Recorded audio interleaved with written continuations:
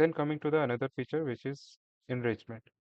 So if you have someone's personal details like name, role, or company, so you can find their LinkedIn URL. From LinkedIn URL, you can find their contact.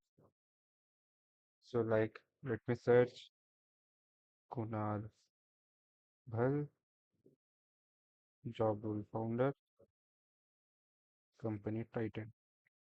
You can click on Enrich,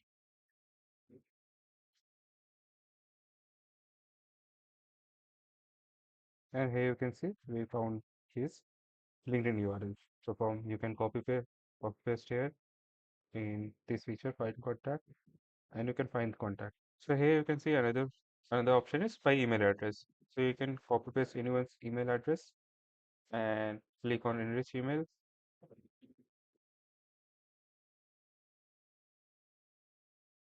and you can find the LinkedIn URL. Again, you can copy paste the LinkedIn URL, and then you can find the contact.